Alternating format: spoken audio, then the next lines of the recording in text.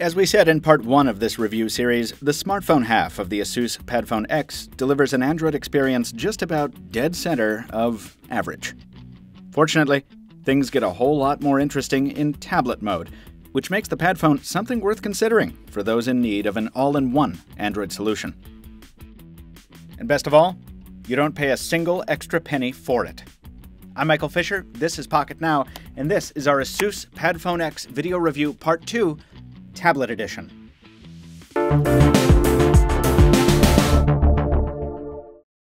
The official name for this device is the Padfone Station, and it's aptly named because, like any dock, it's useless without the smartphone it accommodates. Think of it as a magnifying glass for the handset. Its LCD screen isn't as sharp as the phone's, but at 9 inches, it's almost twice the diagonal size. The battery within is almost 5,000 mAh, and it features a micro USB port on the side, so you can charge it separately from the phone if you need to. About the only downgrade from the phone is the front-facing camera, which is 1 megapixel to the phone's 2.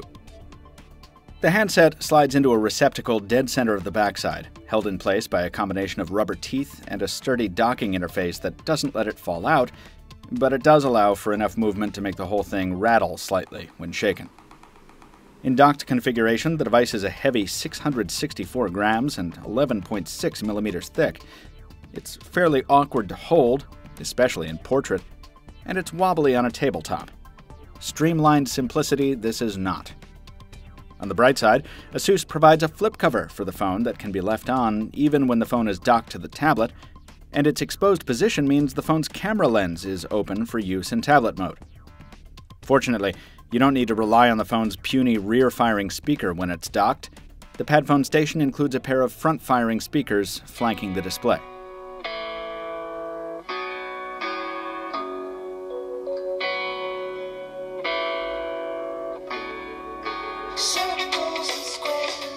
It takes some time to adjust to the reality of the Padfone's interesting approach to computing. In a software sense, the tablet isn't just a companion for the phone, it is the phone. Docking the two instructs Android 4.4.2 to use the Padfone Station's display, audio equipment, buttons, and front-facing camera, and just like in the commercials, there are hints of real seamlessness here. Plug the phone into the dock, feel the buzz, and a few seconds later you're looking at that web page or photo or spreadsheet on a much larger canvas. The Padfone is smart enough to switch display modes when you dock to the station, so instead of just a scaled-up smartphone interface, you get the tablet mode. That's true most of the time anyway. Some Android apps coded exclusively for smartphones will force you into portrait mode, a decidedly awkward experience. And there's another huge caveat here. Google Play apps like Gmail, Hangouts, etc. won't automatically transition between modes. Instead, they'll throw an error that requires you to restart them if you switch between phone and tablet while they're open. This isn't a massive inconvenience, but it is a bump in an otherwise smooth road. Of more concern to us is the considerable bugginess of the Asus interface on the whole, which the company informs us should be fixed by the time the Padfone is made widely available starting June 6th. One of the things we dinged the Padfone handset for in part 1 of our review was battery life. Well, thankfully, that's one of the strong suits of the Padfone Station. You can set the phone and tablet to maintain a balance, or you can force the tablet to consistently replenish the phone. The latter is our preferred method due to the phone's small battery. On one of our first test days, we put the combined pair through mixed use in both modes for about 16 hours. Once the phone was down to 4%, we stuck it back in the dock for another 90 minutes of usage, finally running the tablet dry and kicking the phone back up to 35%. So while the combined pair probably won't get you through an entire weekend of heavy use if you leave your charger behind, it's definitely handy to have the tablet's power reserve available, especially considering how easy it is to just drop the handset in and pick up right where you left off. Asus also provides some tools for managing communications when docked. You can start calls through the tablet's onboard speakerphone, or you can set the software to prefer Bluetooth, and you can also automatically transition the call to the phone just by pulling the handset out, or vice versa. And those speakers, while quieter than we'd like, are great for viewing media or gaming in a quiet room. at&t is offering the Padfone X Package, which once again includes the smartphone, tablet dock, and earbuds all in the same box, for $199 on a 2-year contract. And that's the real story of the Padfone X: value. It's not just that you're getting a highly spec'd smartphone and a tablet in the same box.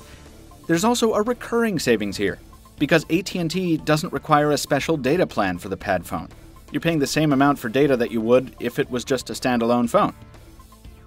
So while it is true that the Padfone handset is a little more than average, and the Padfone Station is big and unwieldy, just look how much you're getting for the money. That's even true if you consider the Bluetooth keyboard dock from Asus. It's very heavy, it's pretty pricey, and it's made some questionable choices with regard to its apostrophe key. But combined with everything else, it results in a near total low-horsepower computer replacement for someone willing to part with an extra $100. Would this be our first choice for the ideal Android experience? No. Would a dual-device lifestyle be more polished with, say, a Nexus 5 alongside a Nexus 10? Absolutely. But even on a contract, the price tag would be much more prohibitive. For students, penny pinchers, or really anyone shopping for a smartphone and a tablet at the same time, who's not too worried about looks and looking to get the most for their money, the Asus Padfone X offers good specs and almost unbeatable value, unless you're really averse to contracts or dead set against at&t. For our more in-depth thoughts on the Padfone X, stay tuned to Pocketnow.com, where our full review lands June 4th. Also be sure to check out our review of the smartphone half of the Padfone, available right here on YouTube, and do subscribe and like this video if you haven't already. Till next time, this has been Michael Fisher with Pocketnow. Thanks for watching, and we'll see you next time.